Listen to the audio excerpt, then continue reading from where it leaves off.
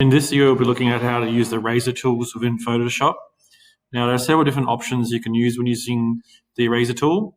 The first thing you need to know is that the eraser tool is designed to delete the pixels that you select on the screen. So the standard one, which is if you left click and hold, it's located here, the eraser tool, what it will do is it will remove the pixels for the selected layer. So if you've got multiple layers on the screen, you want to remove the pixels for that layer. Now, say you want to delete the background or you want to delete over multiple ones, I recommend you select the background eraser tool. And then what you do is you've got different options at the top here. You can change the size, so the size of the head of the brush. The hardness, as we mentioned before, the hardness is basically whether or not it differs or softens the pixels around it.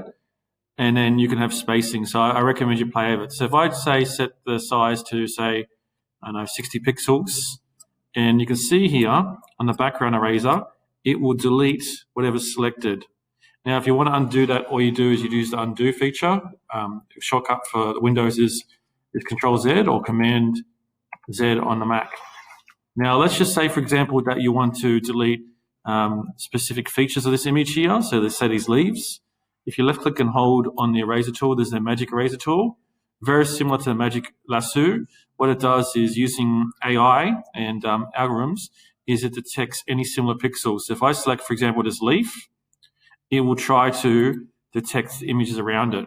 Now, it's not perfect. If you want to undo it, you can either undo Control Z or use the Shift key. But I recommend this is magic eraser is really good when removing blocks of color or very similar images here, such as these leaves. The best way to play with the eraser tool is to play around with it. As I said, I recommend the background eraser tool when you want to remove images there. As you can see, it's transparent underneath it. Otherwise, you can use the magic eraser tool for removing solid colors or similar pixels.